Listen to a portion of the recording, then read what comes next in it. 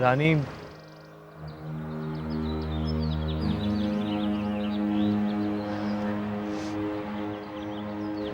हम आपसे बहुत नाराज हैं। आपने हमें अपने जॉब के बारे में, अगर हमें पता होता तो हम कभी यहाँ छुट्टी मनाने ना आते। इसलिए नहीं बताई क्योंकि मैं जानता था कि अगर तुम्हें मेरी नौकरी के बारे में पता चलेगा तो तुम यहाँ आने से इनकार कर दोगी। और मैं ये भी जानता था कि तुम इस प्रोग्राम को लेकर कितनी खुश थी। मैं तुम्हारे चेहरे की मुस्कान नहीं छीनना चाहता था। और देखो, मैं तुम्हें पहले कभी कहीं बाहर कहाँ लेकर गया हूँ और ना ही तुम्हें कोई खास खुशी दी है। रानी प्लीज़ प्लीज़ इन सब बातों को भूल जाओ। कैसे भूल जाए हम राज?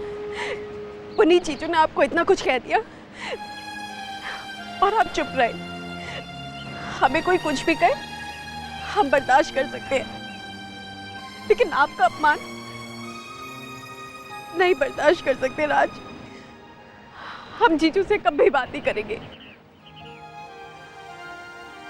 नहीं रानी, ऐसा नहीं कहते। नहीं राज, आप हमें कुछ भी कहें, लेकिन पुनीत चीचू ने जो कुछ भी किया वो माफी के काबिल नहीं है।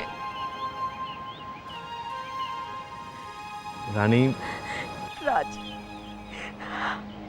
हम किसी से नहीं डरते हैं, किसी चीज से नहीं घबराते हैं। हम किसी भी तूफान का सामना कर सकते हैं, लेकिन हमारा दिल इतना बड़ा नहीं है कि आपको अपमान करने वाले को हम माफ कर दें। नहीं है इतना बड़ा दिल।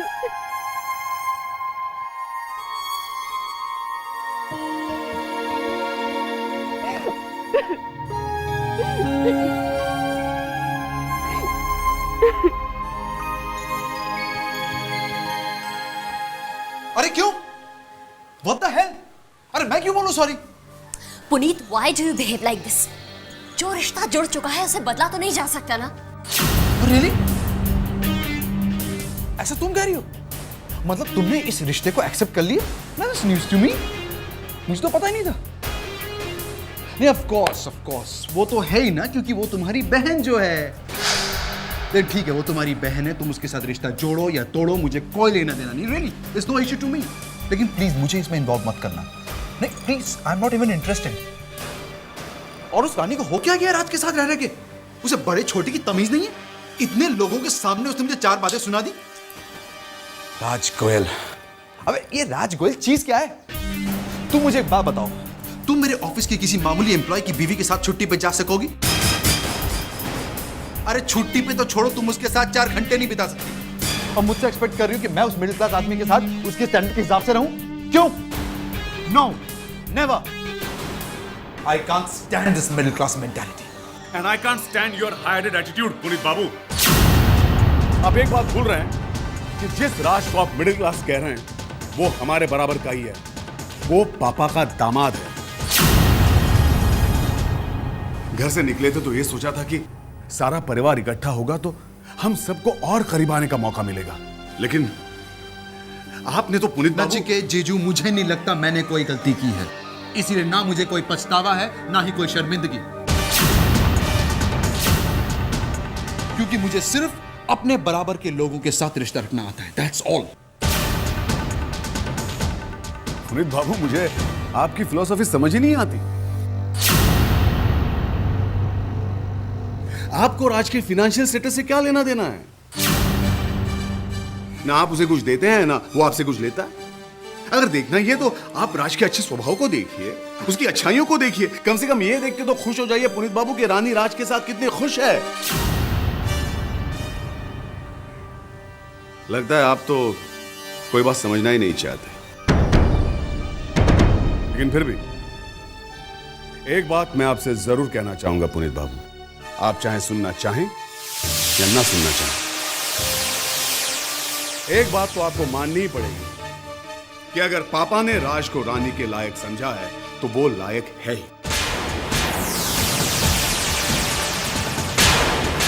और ये बात आप आज नहीं तो कल जरूर मानेंगे।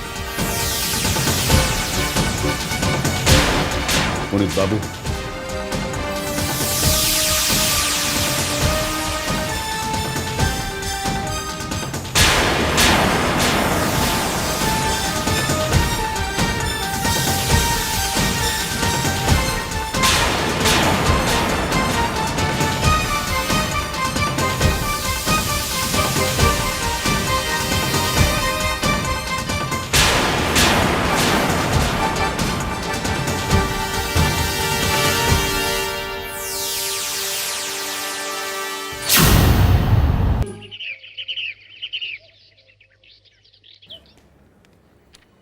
पंडित जी मिला? अगले महीने 26 तारीख का बहुत अच्छा मुहूर्त है। 26 तारीख अगले महीने का। अरे बाप रे, 26 तारीख तो बहुत जल्दी हो जाएगा पंडित जी। देखिए उसके बाद 7 महीने तक कोई अच्छा मुहूर्त नहीं है। अरे बाप रे, 7 महीना तो बहुत लंबा हो जाएगा। नहीं, अगले महीने की 26 तारीख ही ठीक है। ये तो यही तारीख है ना? हाँ जी। ठीक है। दक्षिणा? हाँ। ये 26 तारीख तय रहा। हाँ आयुष्मान, नमस्ते।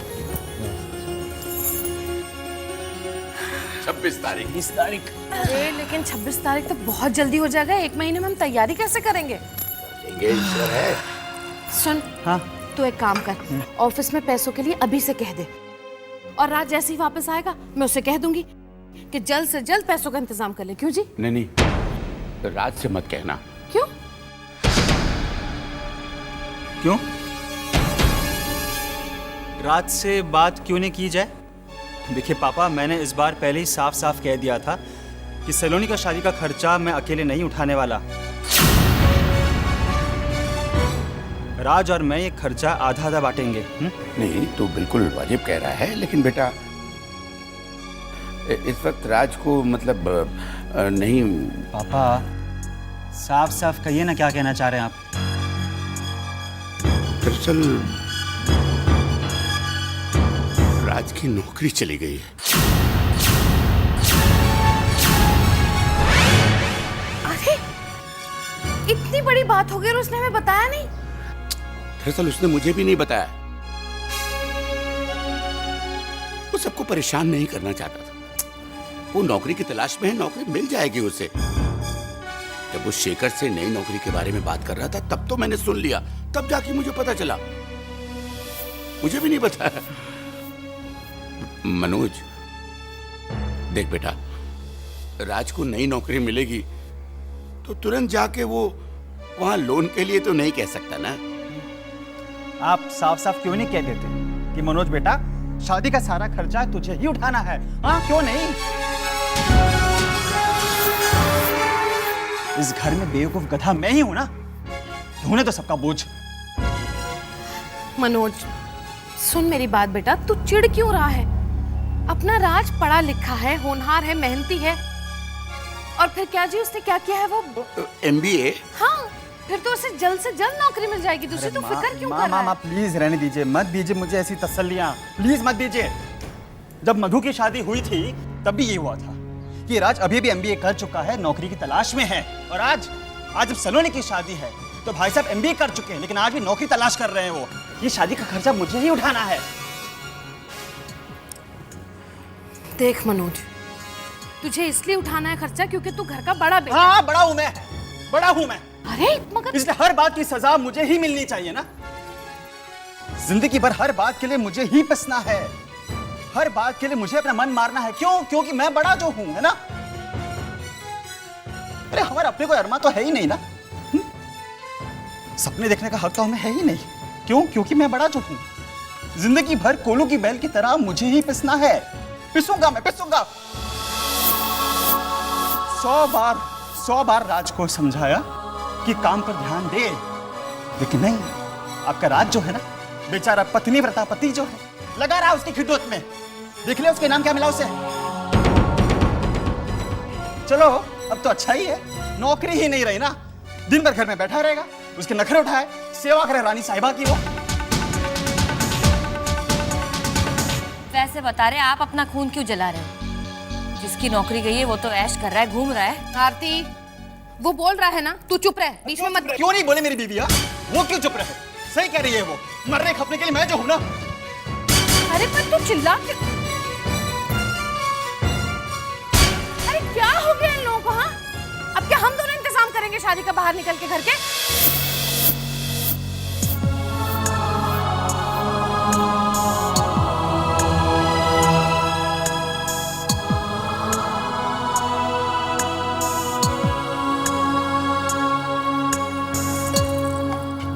लो, बैठे बिठाए और एक पहाड़ टूट गया सिर पर।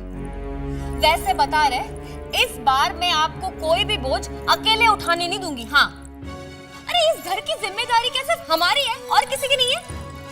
देख चुकी हूँ मैं आपको।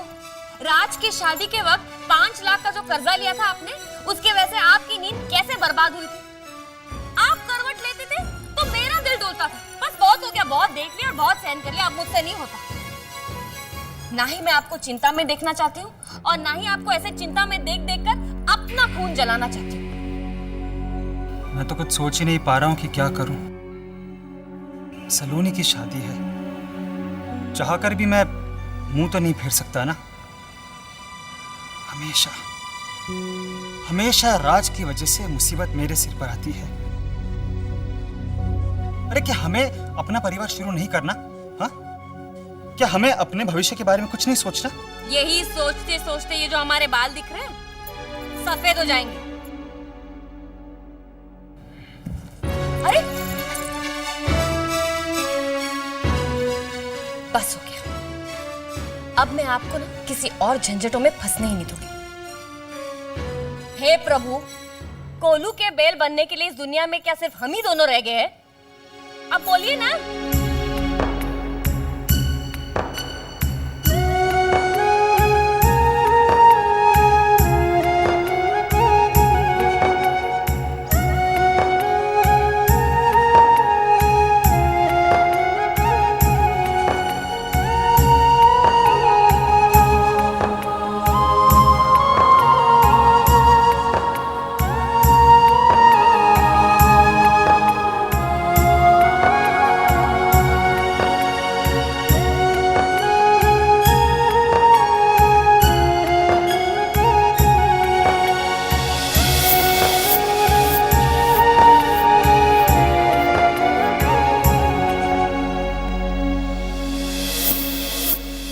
ये है तुम्हारी फेवरेट चॉकलेट।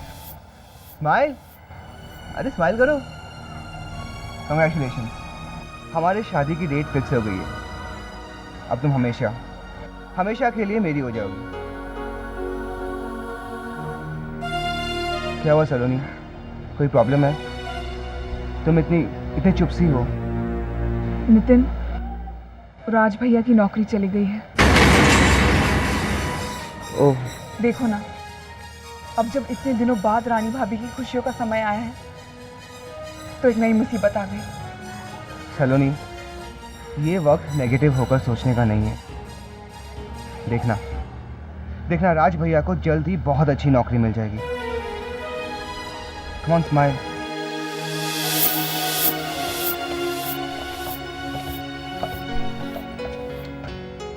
माँ, अरे जीती रहे बेटा, आ गए तुम लोग। बताओ, तुम लोगों की पिकनिक कैसी थी? खूब मजा आया कि नहीं? बहुत मजा आया। दोनों अगर इकट्ठा बोल रहे हो तो इसका मतलब है मजा जरूर आया होगा। और हाँ, ये कौन है भाई? माँ, ये रोहन है, शीतल जीजी का बेटा। कुछ दिन के लिए जीजी पापा के घर चली गई थी तो हम रोहन को यहाँ ले आए। 1-2 दिन ये हमारे साथ ही रहेगा। बहुत अच्छा किया तुमने। वैसे आपको बताऊं रोहन जी, मैं आपके नानी की जितनी हूँ। अरे नानी के पाँव नहीं छूओगे? जीते रहो। जाओ, आगे महारानी जी। ये कौन है? बहुत प्यारा है ये तो। अरे आगे तुम लोग, अरे घूमने ही गए थे ना, तो 2-3 दिन और ऐश कर लेते। यहाँ का क्या है? यहाँ काम करने के लिए मैं हूं ना। तलाश का क्या है, आजकल वैसे भी बेकार है। तो यहाँ आराम करे या वहाँ, बात तो एक ही है।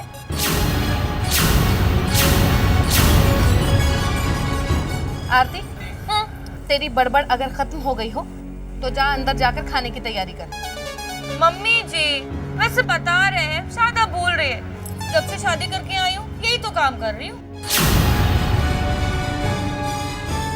हाँ 10 मिनट इधर उधर क्या चली जाऊँ तो 10 बातें सुननी पड़ती है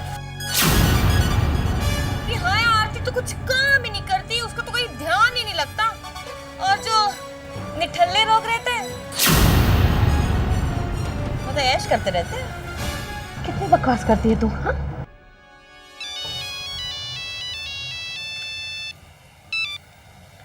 Yeah, this is Raj Goel speaking. Yes, sir. Fine. Yes, sir. किसका फोन था बेटा? माँ, इंटरव्यू के लिए फ़ोन था, कल जाना है। इंटरव्यू के लिए? अरे वाह, ये तो बहुत अच्छी खबर है। और अगर तुझे इंटरव्यू के लिए फोन आया है ना, तो मुझे पूरा यकीन है कि तुझे ये नौकरी जरूर मिलेगी। और फिर मैं देखती हूँ कुछ लोगों की जबान जो कैंची की तरह कतर कतर चलने लगी है ना, वो कैसे चलती है। चल रानी बेटा, अंदर चलो। जी। चलो। चली तो सही। चला जा अंदर। एक्सीलेंट रिकॉर्ड मिस्टर गोयल, हमें आप जैसे आदमी की तलाश थी। यू नो व्हाट, हम आपको 30,000 रुपये महीने की सैलरी देंगे and rest of the thing आपको अपॉइंटमेंट लेटर के थ्रू पता चल जाएंगे। Is that clear? Thank you sir, thank you so much. Sir मैं काम कब से शुरू कर सकता हूँ? वेल, आप कल से ज्वाइन कर सकते हैं काम। Okay, thank you sir, thank you once again and congratulations. Thank you. Wish you all the best.